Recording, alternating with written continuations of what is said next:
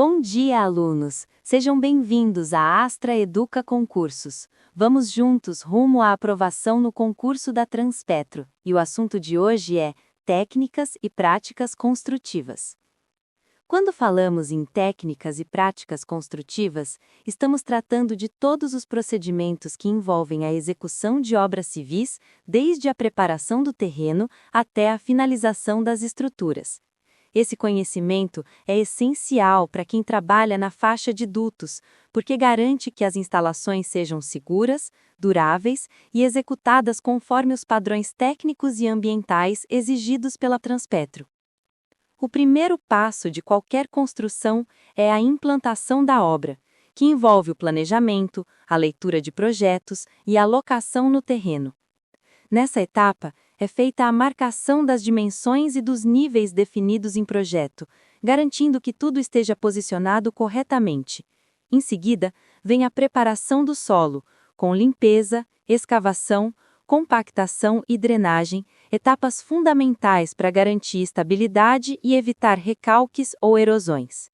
Depois disso, passamos para as fundações, que são responsáveis por transferir as cargas da estrutura para o solo. As técnicas variam conforme o tipo de terreno e a estrutura da obra, podendo ser fundações superficiais, como sapatas e blocos, ou profundas, como estacas e tubulões. A escolha correta do tipo de fundação é decisiva para a segurança estrutural e para evitar deslocamentos que possam afetar dutos, tanques ou edificações industriais. Na sequência, temos as estruturas, que podem ser de concreto armado, metálicas ou mistas. A execução das estruturas exige o correto posicionamento das armaduras, preparo do concreto, formas e escoramentos, além do controle de prumo, nível e alinhamento. Cada etapa deve seguir rigorosamente as normas técnicas, como as da ABNT, e ser acompanhada por ensaios e inspeções. Outro ponto essencial é o uso correto dos materiais de construção. A qualidade de cada material, como cimento, agregados, aço e madeira, influencia diretamente na resistência e durabilidade da obra. Por isso, é fundamental conhecer as propriedades dos materiais, os métodos de preparo e de aplicação, além de garantir o armazenamento e o manuseio adequados. Também é indispensável falar de segurança do trabalho nas práticas construtivas. As obras na faixa de dutos exigem atenção redobrada quanto a escavações, movimentação de cargas, acesso a áreas confinadas e prevenção de acidentes com equipamentos. O uso de equipamentos de proteção individual, EPI, e o cumprimento das normas regulamentadoras, como a NR18 e a NR33, são obrigatórios. Por fim, as boas práticas construtivas envolvem controle de qualidade, registro de medições, fiscalização e manutenção preventiva. Na Transpetro, tudo isso é essencial para garantir a integridade das obras, o cumprimento das normas ambientais e a segurança operacional dos dutos e instalações. Em resumo, dominar as técnicas e práticas construtivas é compreender cada etapa da obra, do solo à estrutura, aplicando métodos seguros, econômicos e eficientes. Esse conhecimento é o que assegura que as obras da faixa de dutos sejam executadas com qualidade, segurança e durabilidade, exatamente como a Transpetro exige. Vamos juntos rumo à aprovação no concurso da Transpetro. Agora o assunto é locação e levantamento topográfico. A topografia é uma das bases de qualquer obra de engenharia, especialmente na faixa de dutos, porque ela garante que o traçado dos oleodutos e gasodutos seja executado com precisão, respeitando o relevo, as condições do terreno e os limites ambientais. Entender locação e levantamento topográfico é essencial para garantir a segurança e a eficiência na construção e manutenção dos sistemas de transporte da Transpetro. Vamos começar pelo levantamento topográfico. Ele é o processo de medir e representar graficamente as características do terreno, como altitudes, declividades, curvas de nível e acidentes geográficos. Esse levantamento é fundamental para elaborar projetos de engenharia, traçados de dutos, drenagens e fundações. O levantamento pode ser feito com instrumentos clássicos, como teodolito e nível, ou com tecnologias mais modernas, como estações totais, GPS de alta precisão e drones, que aceleram o processo e aumentam a exatidão das medições. Os levantamentos topográficos podem ser planimétricos, quando se medem apenas as distâncias e direções horizontais, altimétricos, quando se determinam as diferenças de nível, ou planialtimétricos, quando se combinam os dois tipos, resultando em uma representação tridimensional do terreno. Na faixa de dutos, o levantamento planialtimétrico é o mais utilizado, pois permite definir o traçado ideal para o duto, evitando áreas de risco, solos instáveis ou obstáculos naturais. Já a locação topográfica é o processo inverso ao levantamento. Enquanto o levantamento mede e registra o terreno existente, a locação serve para transferir para o campo as dimensões e posições previstas no projeto. É na locação que o engenheiro marca o alinhamento, os pontos de escavação, o eixo do duto e as cotas de nível que deverão ser seguidas durante a obra. Essa etapa exige precisão e conferência constante, pois qualquer erro de locação pode gerar desvios no traçado, desalinhamentos, interferências com outras estruturas ou até falhas de segurança. Durante a execução da obra, a topografia continua sendo utilizada para monitorar o avanço dos serviços, verificar cotas de aterro e escavação, checar alinhamentos e realizar medições para controle de qualidade e pagamento. Em obras de dutos, os topógrafos também trabalham em conjunto com engenheiros civis e ambientais, garantindo que o traçado respeite licenças ambientais, áreas de preservação e restrições legais.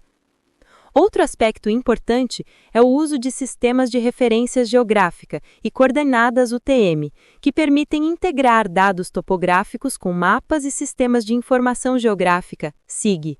Essa integração é muito utilizada pela Transpetro para o monitoramento remoto de dutos e faixas de servidão, ajudando na detecção de movimentações de solo, erosões e ocupações irregulares.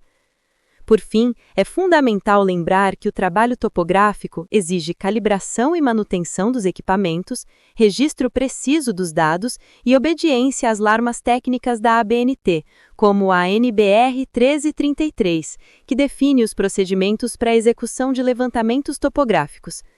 Em resumo, locação e levantamento topográfico são atividades que garantem o posicionamento exato das obras, a fidelidade ao projeto e a segurança das instalações.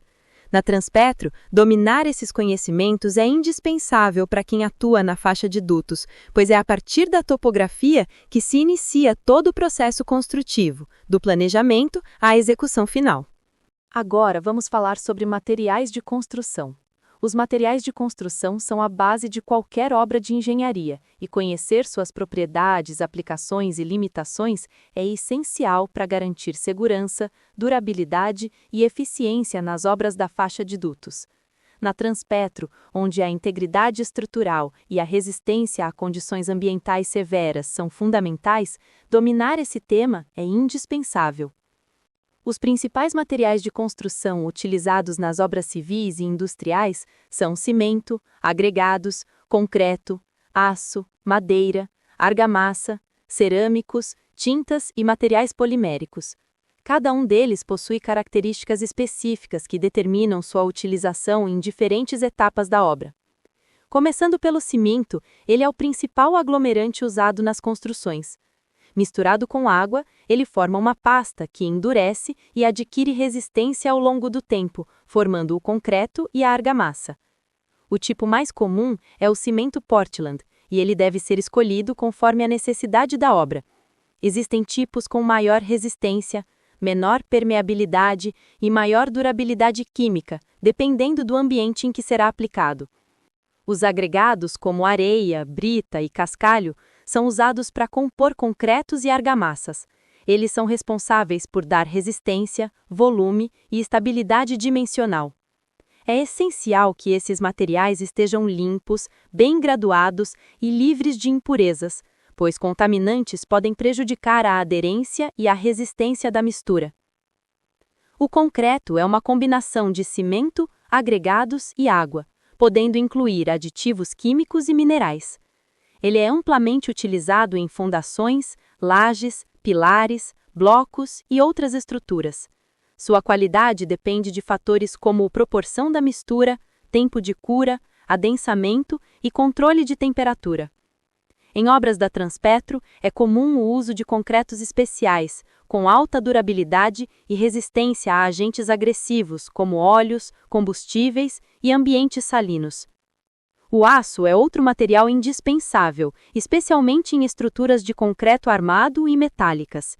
Ele oferece resistência à tração e flexão, e quando combinado com o concreto, forma um conjunto estrutural muito eficiente.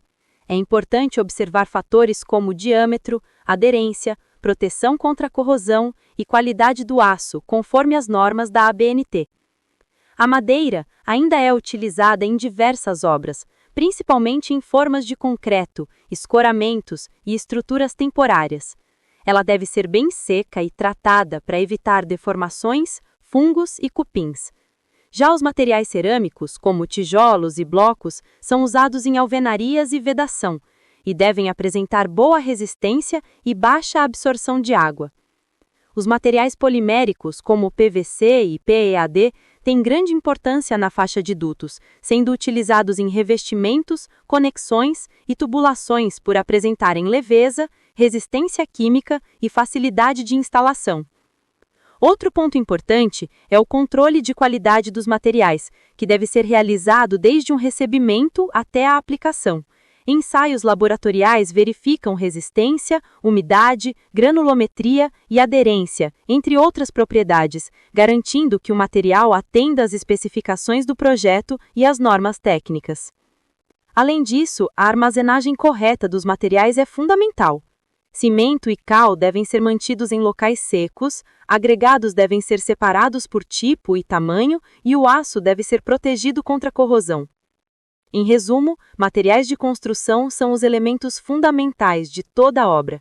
Saber selecionar, armazenar e aplicar corretamente cada material garante segurança estrutural, durabilidade e desempenho técnico, atendendo aos padrões exigidos pela Transpetro nas construções da faixa de dutos. Dando continuidade à nossa preparação para o concurso da Transpetro, ênfase 3, faixa de dutos, vamos falar sobre um tema essencial para quem atua com estruturas e obras civis: resistência dos materiais. A resistência dos materiais é o ramo da mecânica que estuda o comportamento dos corpos sólidos quando estão sujeitos a forças e momentos, ou seja, quando sofrem esforços que tendem a deformá-los ou rompê-los. O objetivo principal é garantir que as estruturas sejam seguras, estáveis e eficientes, suportando as cargas previstas sem falhas ou deformações excessivas. Nas obras da faixa de dutos da Transpetro, esse conhecimento é fundamental, pois as estruturas precisam resistir às pressões internas dos fluidos, variações de temperatura, esforços do solo e vibrações, garantindo a integridade dos dutos e das construções associadas. Vamos entender os principais conceitos. Primeiro, temos os esforços internos, que são as reações internas do material às forças aplicadas. Eles se dividem em 3 tipos principais: tração, compressão e cisalhamento. Tração é o esforço que tende a alongar o material, como acontece em cabos de aço e barras tracionadas. Compressão é o esforço que tende a encurtar ou comprimir, como em pilares e colunas. Cisalhamento ocorre quando as forças atuam em sentidos opostos e paralelos, tentando deslizar as partes de um corpo, como em pinos e parafusos. Outro conceito importante é o de tensão, que é a força dividida pela área em que ela atua. A tensão normal ocorre nas direções perpendiculares à seção do corpo, e a tensão de cisalhamento atua paralelamente. Saber calcular essas tensões é essencial para dimensionar peças e verificar se estão dentro do limite de segurança do material. As deformações representam o quanto o material muda de forma ou de tamanho quando submetido a um esforço. Quando a deformação é pequena e o material volta ao tamanho original ao retirar a carga, dizemos que ele está na região elástica. Se a deformação é permanente, entramos na região plástica. E se o esforço continuar aumentando, o material pode chegar ao rompimento. Um gráfico fundamental na resistência dos materiais é o diagrama tensão vezes deformação, obtido em ensaios de tração. Esse gráfico mostra o comportamento do material sob carga, indicando o limite de proporcionalidade, limite de elasticidade, resistência máxima e ponto de ruptura. Além dos esforços axiais, tração e compressão, também estudamos a flexão e a torção. A flexão ocorre em vigas e barras submetidas a cargas transversais, gerando tensões de tração e compressão simultaneamente. A torção ocorre quando um eixo é submetido a um momento que o faz girar, como em eixos de transmissão e parafusos. Na faixa de dutos, o estudo da tensão em cascas cilíndricas é muito importante, pois os dutos funcionam como tubos pressurizados. As tensões circunferenciais, ou de aro, e longitudinais precisam ser calculadas com precisão para evitar falhas estruturais, vazamentos ou rompimentos. Outro ponto essencial é o fator de segurança, que representa uma margem entre a carga máxima suportada e a carga efetiva de trabalho. Ele é adotado para compensar incertezas nos cálculos, variações nos materiais e imperfeições de construção. Por fim, temos os ensaios dos materiais, como os de tração, compressão, dureza e impacto, que servem para determinar suas propriedades mecânicas, como módulo de elasticidade, limite de escoamento, resistência à tração e tenacidade. Esses ensaios garantem que o material escolhido realmente possua as características necessárias para o projeto. Em resumo, a resistência dos materiais é o que assegura que uma estrutura funcione como deve, firme, segura e durável. Dominar esses conceitos é essencial para projetar. Um tema fundamental na engenharia civil e nas obras de infraestrutura é a tecnologia do concreto. O concreto é um dos materiais mais utilizados na construção civil, presente em praticamente todas as obras, desde fundações, estruturas de suporte e bases para equipamentos, até contenções e pavimentações. Ele é formado basicamente por uma mistura de cimento, água, agregados, areia e brita, e em muitos casos, aditivos e adições minerais que conferem propriedades especiais ao material. O cimento Portland é o principal responsável pelas propriedades ligantes do concreto. Quando misturado com água, ele sofre um processo químico chamado hidratação, que resulta na formação de compostos cristalinos que endurecem e dão resistência ao concreto. A quantidade de água utilizada é um fator crucial, e esse é um ponto que todo profissional precisa dominar. Existe uma relação chamada relação água-cimento. Quanto menor essa relação, maior tende a ser a resistência do concreto, mas a mistura pode ficar menos trabalhável. Já uma relação muito alta torna o concreto fácil de aplicar, porém mais poroso e menos resistente. Então, o segredo é equilibrar a quantidade de água para garantir boa trabalhabilidade sem comprometer a resistência. Os agregados também desempenham um papel fundamental. A areia, agregado miúdo, e a brita, agregado graúdo, representam a maior parte do volume do concreto, sendo responsáveis por sua estabilidade e economia. A qualidade, forma, granulometria e limpeza desses agregados interferem diretamente na resistência e durabilidade da mistura. Outro componente importante são os aditivos químicos, usados para modificar certas características do concreto.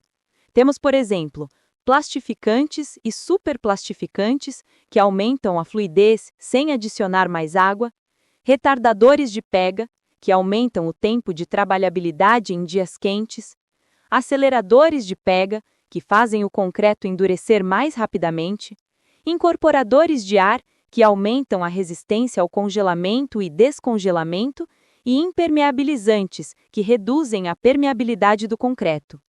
Já as adições minerais, como sílica ativa, cinza volante e metacaulim, ajudam a melhorar o desempenho do concreto, aumentando a durabilidade e a resistência à compressão, além de reduzir o consumo de cimento e contribuir com a sustentabilidade.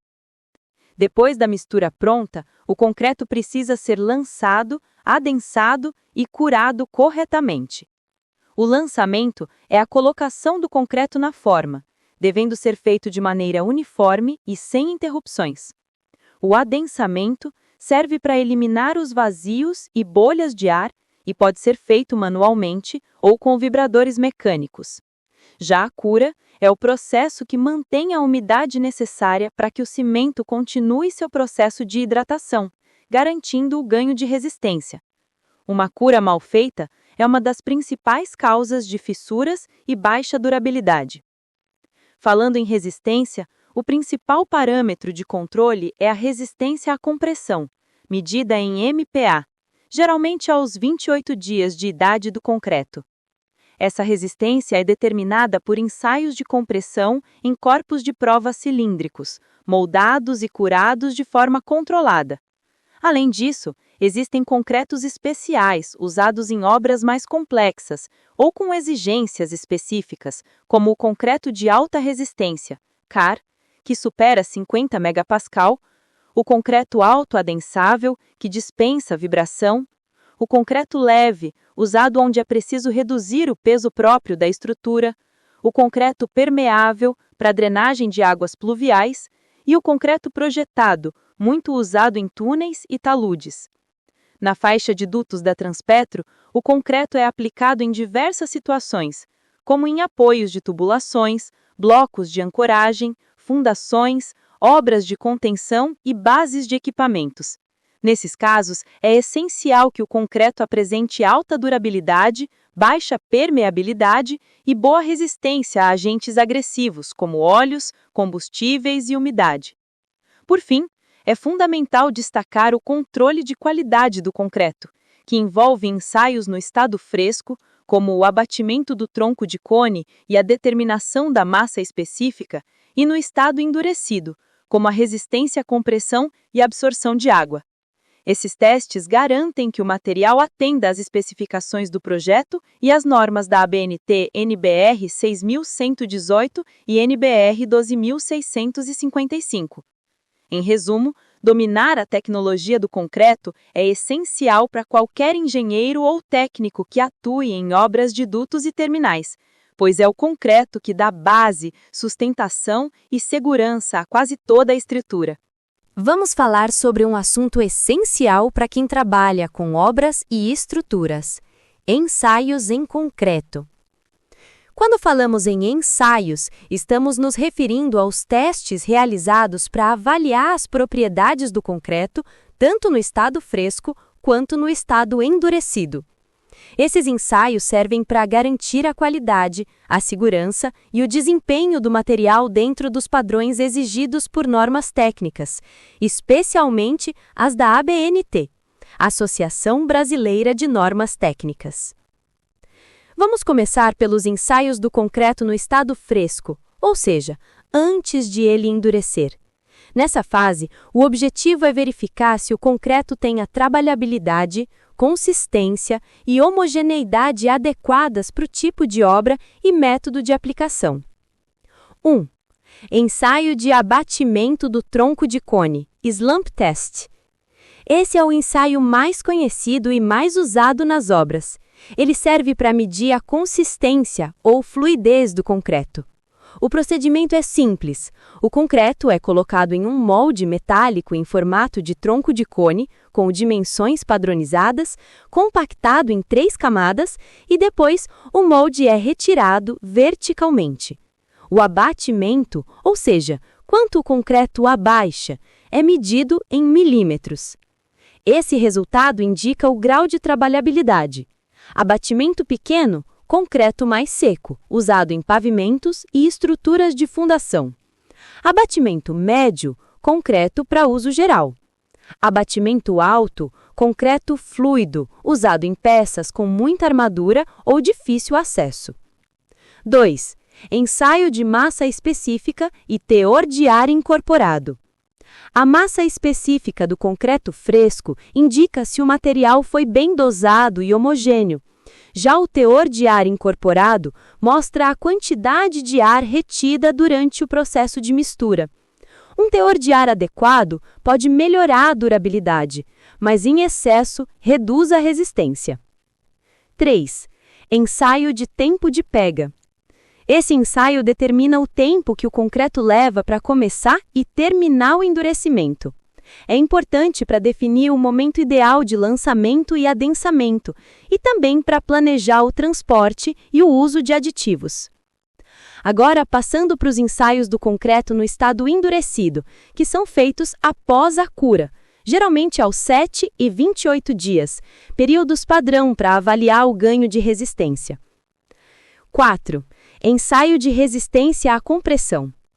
Esse é o ensaio mais importante e o mais exigido em projetos estruturais. Ele mede a capacidade do concreto resistir à compressão, ou seja, a força que tenta esmagá-lo. O ensaio é feito com corpos de prova cilíndricos, moldados e curados em condições controladas. Depois, eles são colocados em uma prensa hidráulica até o rompimento. O resultado é dado em megapascais, MPa, e indica se o concreto atingiu a resistência prevista no projeto. 5. Ensaio de tração e flexão. Apesar do concreto ser muito resistente à compressão, ele é fraco à tração, ou seja, quando puxado ou fletido. Por isso, esses ensaios ajudam a entender o comportamento do material em situações de esforço combinado, como nas vigas e lajes. Existem dois tipos principais: tração direta, mais difícil de executar, e tração por compressão diametral, mais comum, onde o corpo de prova cilíndrico é comprimido lateralmente. 6. Ensaio de módulo de elasticidade. Esse ensaio mede a deformabilidade do concreto, ou seja, quanto ele se deforma sob determinada carga. O módulo de elasticidade é importante para prever deslocamentos e fissuras nas estruturas. 7. Ensaio de absorção de água e permeabilidade. Esses ensaios verificam a porosidade e durabilidade do concreto. Um concreto com muita absorção tende a ser menos durável, pois facilita a penetração de agentes agressivos, como cloretos, sulfatos e óleos, algo crítico em obras da Transpetro, onde há exposição a produtos químicos e umidade constante. 8. Ensaio de penetração. Utilizado como método indireto e rápido para estimar a resistência do concreto endurecido. Ele é feito com um esclerômetro, que mede o rebound, ou o rebatimento, em uma superfície de concreto, indicando sua dureza superficial. Esses ensaios seguem normas específicas, como ABNT NBR 5738, moldagem e cura de corpos de prova, ABNT NBR 7239, ensaio de abatimento do tronco de cone, ABNT NBR 12655, concreto de cimento Portland, preparo, controle e recebimento. Em resumo, os ensaios em concreto são fundamentais para garantir a qualidade, a segurança e a durabilidade das estruturas. Em um ambiente como o da Transpetro, com faixa de dutos, terminais, fundações e obras industriais, é essencial que o concreto tenha desempenho confiável e seja rigorosamente testado. Agora, vamos falar rapidamente sobre algumas normas da ABNT que tratam dos ensaios e do controle do concreto. Essas normas são fundamentais, porque garantem que o concreto utilizado nas obras siga padrões de qualidade, resistência e segurança, evitando falhas estruturais e garantindo o desempenho esperado em campo. A primeira é a ABNT NBR 5738, que trata da moldagem e cura de corpos de prova de concreto. Essa norma define como devem ser preparados, moldados e curados os corpos de prova usados nos ensaios de resistência. Ela determina, por exemplo, que os corpos de prova devem ser moldados em camadas, adensados corretamente e curados sob condições controladas de temperatura e umidade até o momento do ensaio. Isso garante resultados confiáveis e representativos da obra real. A segunda é a ABNT NBR 5739, que trata do ensaio de compressão de corpos de prova cilíndricos. Essa norma explica como os corpos de prova, geralmente moldados segundo a NBR 5738, devem ser submetidos ao teste de compressão. O objetivo é medir a resistência característica do concreto, FCK, ou seja, a carga máxima que o material suporta antes de romper. Esse ensaio é o principal indicador da qualidade estrutural do concreto. A terceira norma é a ABNT NBR 7223, que define o ensaio de abatimento do tronco de cone, conhecido como slump test. Essa norma padroniza o procedimento para verificar a consistência do concreto fresco, determinando o grau de fluidez e trabalhabilidade do material. É um ensaio simples, rápido e essencial para o controle de qualidade na obra. Por fim, temos a ABNT NBR 12655, que trata do concreto de cimento Portland, preparo, controle e recebimento. Essa é uma norma mais ampla que estabelece todos os requisitos e responsabilidades na produção do concreto, desde a dosagem dos materiais, controle da mistura, transporte, lançamento, adensamento, até a aceitação na obra. Ela é a base do controle tecnológico do concreto no Brasil. Em resumo, essas normas da ABNT garantem que o concreto seja produzido, testado e aplicado dentro de critérios técnicos seguros, algo essencial em obras da Transpetro, onde a confiabilidade das estruturas é prioridade. Agora vamos falar sobre um tema essencial na engenharia civil: concreto armado. O concreto armado é um dos materiais mais utilizados na construção civil, especialmente em obras industriais e de infraestrutura, como as da Transpetro. Ele combina duas propriedades importantes: a resistência à compressão do concreto e a resistência à tração do aço. Separadamente, o concreto é fraco à tração e o aço é caro para resistir à compressão, mas juntos eles formam um material extremamente eficiente, durável e versátil. O princípio básico do concreto armado é simples. As barras de aço, armaduras, são posicionadas nos pontos onde o concreto sofre tração, geralmente na parte inferior das vigas e lajes. E o concreto, que resiste bem à compressão, suporta as partes comprimidas. Dessa forma, os dois materiais trabalham em conjunto, transmitindo esforços e garantindo estabilidade à estrutura. As principais peças estruturais de concreto armado são vigas, elementos horizontais que suportam cargas e as transmitem para os pilares, pilares, elementos verticais que recebem as cargas das vigas e as levam até as fundações, lajes, superfícies planas que recebem as cargas diretamente, como o piso de uma edificação, e fundações, responsáveis por transferir as cargas da estrutura para o solo. Cada uma dessas peças precisa ser dimensionada de acordo com normas técnicas. No Brasil, a principal é a ABNT NBR 6118, Projeto de Estruturas de Concreto, Procedimento. Essa norma estabelece as regras de cálculo, segurança, detalhamento e execução de estruturas de concreto armado e protendido. Um ponto fundamental no dimensionamento é o equilíbrio entre resistência e ductilidade. A estrutura deve resistir às cargas de forma segura, mas também apresentar capacidade de deformação antes da ruptura, permitindo que seja possível identificar sinais de sobrecarga ou falhas com antecedência. Além do cálculo estrutural, há também a execução prática. É essencial garantir o correto posicionamento das armaduras, o cobrimento de concreto, que protege o aço da corrosão, e o controle da qualidade do concreto, verificando sua resistência e consistência por meio de ensaios, como os que vimos anteriormente. Outro ponto importante é o controle das fissuras. Elas podem surgir por retração, variação térmica ou sobrecarga.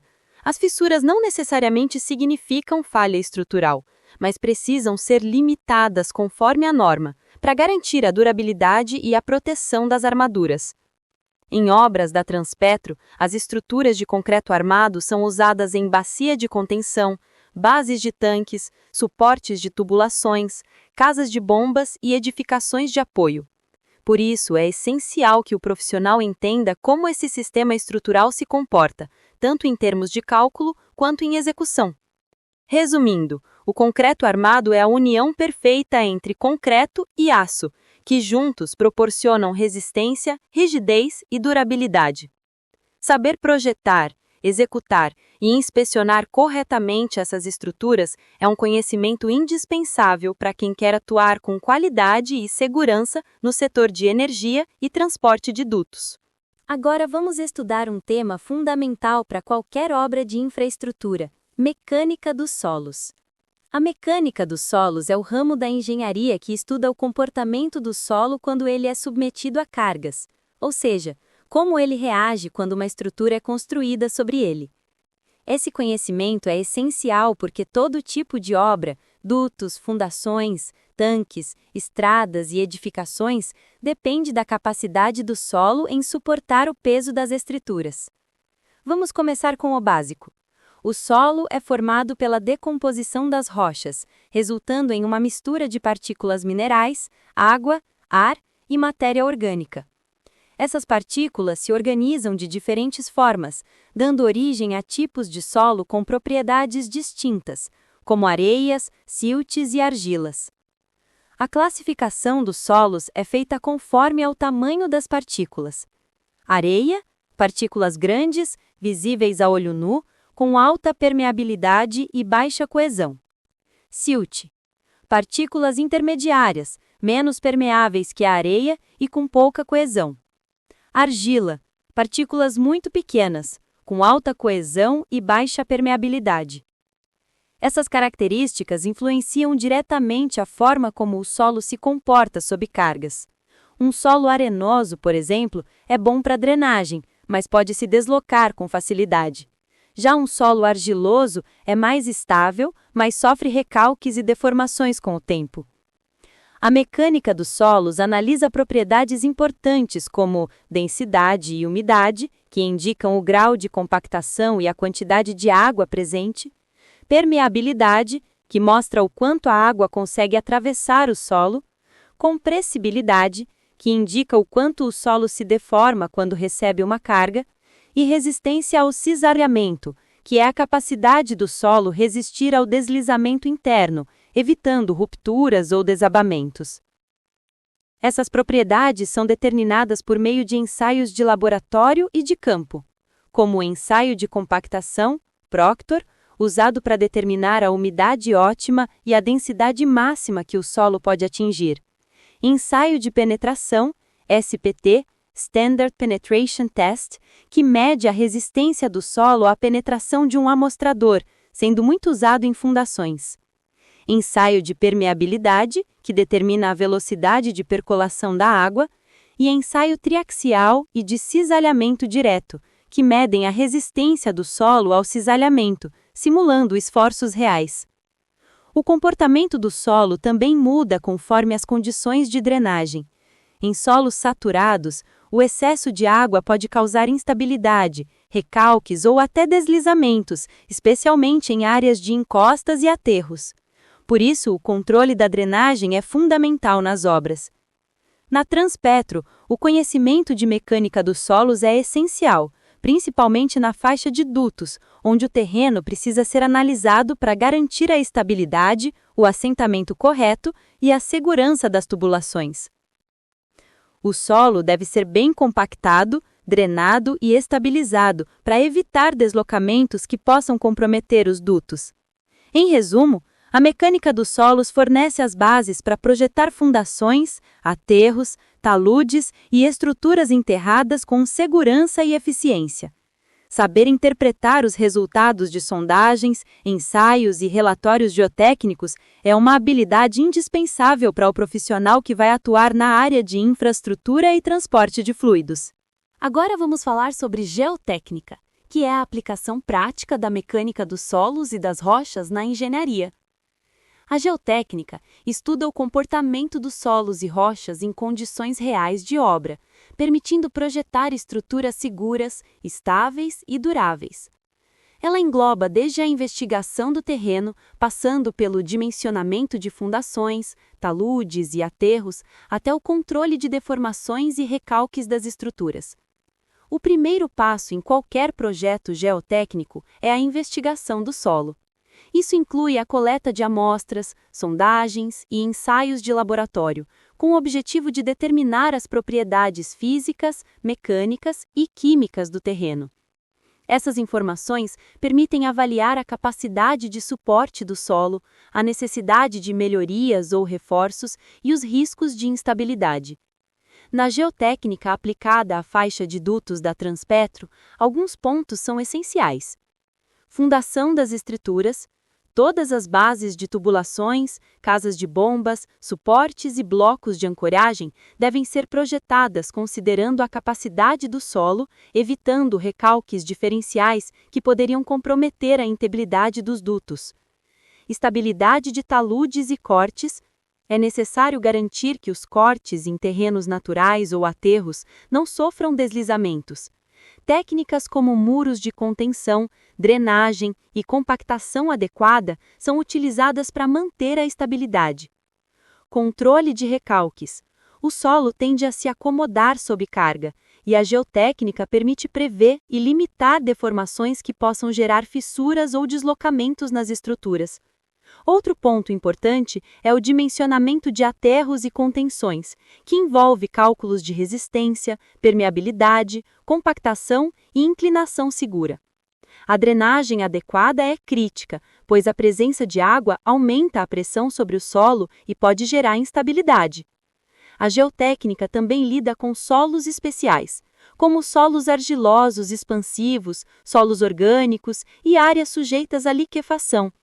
Esses tipos de solo exigem técnicas específicas de estabilização, como adensamento, uso de geossintéticos ou substituição do solo.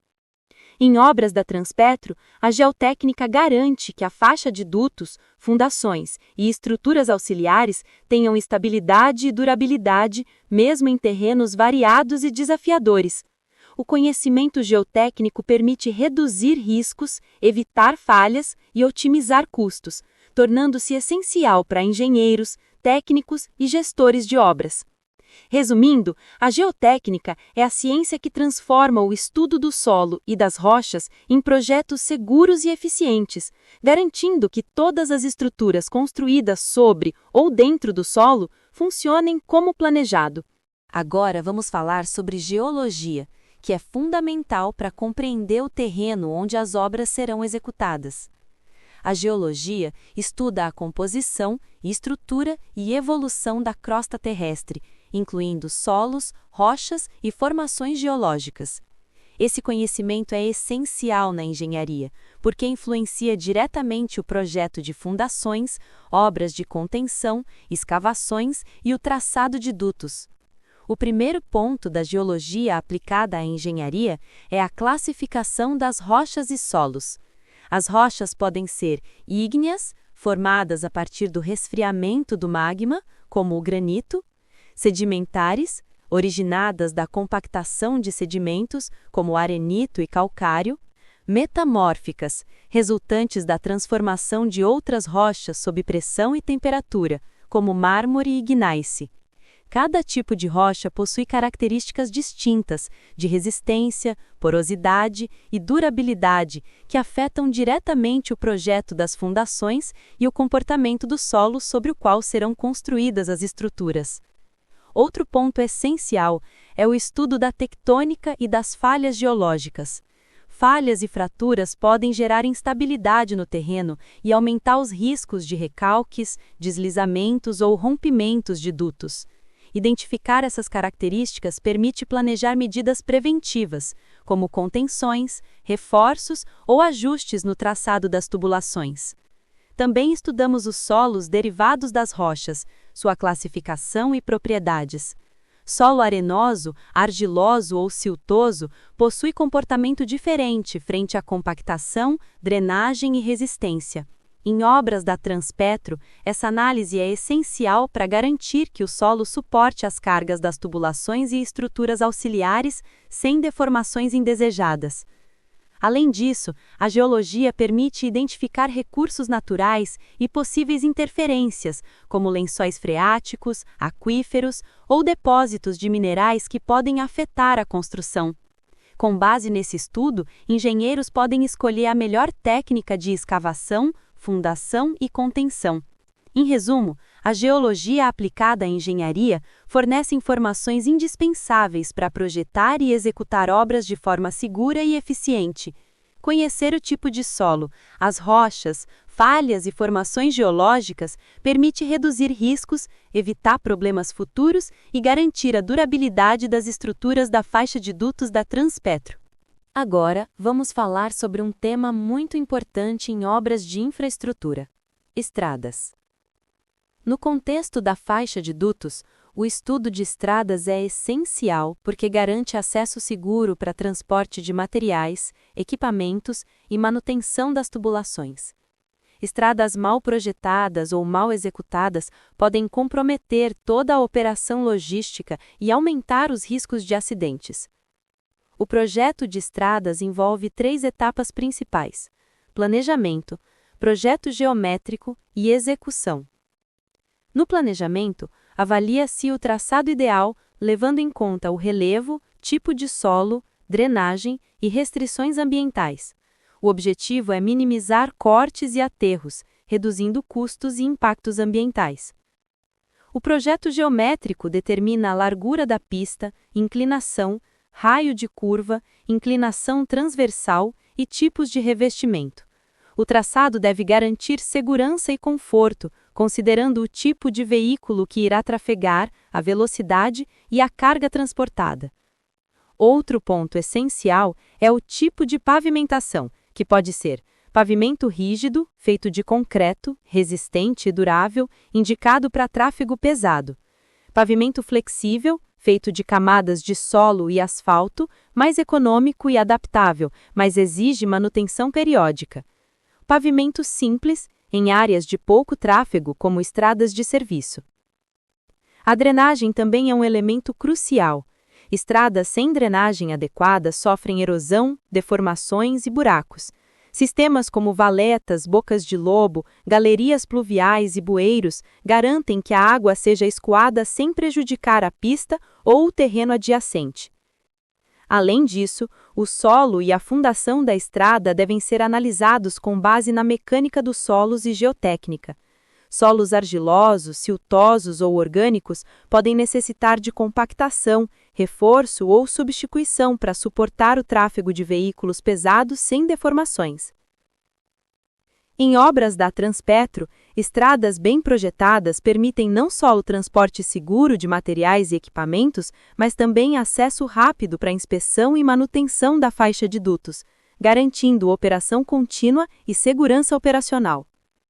Resumindo, o estudo de estradas envolve planejamento, projeto geométrico, pavimentação, drenagem e análise do solo, garantindo acessos seguros, duráveis e eficientes em obras industriais e de infraestrutura. Agora, vamos falar sobre fundações, que são a base de qualquer estrutura construída no solo. As fundações têm a função de transmitir de forma segura as cargas da estrutura para o solo, garantindo estabilidade, durabilidade e segurança. Sem uma fundação adequada, qualquer construção, seja um duto, ou uma casa de bombas ou um bloco de ancoragem, corre risco de recalques, fissuras ou colapsos. Existem 2 tipos principais de fundações: rasas e profundas. 1. Fundações rasas. As fundações rasas são aquelas cuja base fica próxima à superfície do solo, geralmente até 3 metros de profundidade. Elas são utilizadas quando o solo superficial possui boa capacidade de suporte. Os tipos mais comuns são sapatas isoladas, suportam pilares individuais, blocos de fundação, distribuídos sob pilares para aumentar a área de contato, radier, laje contínua que distribui a carga de várias colunas sobre o solo. 2. Fundações profundas. Quando o solo superficial é fraco ou compressível, é necessário transferir as cargas para camadas mais profundas e resistentes. Nesse caso, utilizam-se fundações profundas como estacas, elementos cilíndricos, cravados ou perfurados que atingem camadas mais firmes, tubulões, grandes perfurações preenchidas com concreto, geralmente usados para pilares de grande carga, ou caixões, usados em fundações submersas, em portos ou tanques. Critérios de dimensionamento. O projeto de fundações considera a capacidade de carga do solo para evitar recalques excessivos, distribuição das cargas, pilares, vigas e equipamentos podem gerar diferentes esforços, estabilidade global, evitando tombamento ou deslizamentos, e durabilidade e proteção, principalmente contra corrosão ou agressão química em solos contaminados. Ensaios e estudos. Antes de projetar a fundação, realiza-se investigação geotécnica, incluindo sondagens, ensaios de resistência e análise de solos. Isso garante que a fundação será segura e adequada ao tipo de solo e à carga da estrutura. Na faixa de dutos da Transpetro, as fundações são críticas, pois sustentam tubulações enterradas ou elevadas, blocos de ancoragem para absorver esforços térmicos e de pressão, casas de bombas e instalações auxiliares. Em resumo, as fundações são a base de toda a obra, e o conhecimento adequado sobre tipos, dimensionamento e execução garante que as estruturas da faixa de dutos sejam seguras, duráveis e funcionais.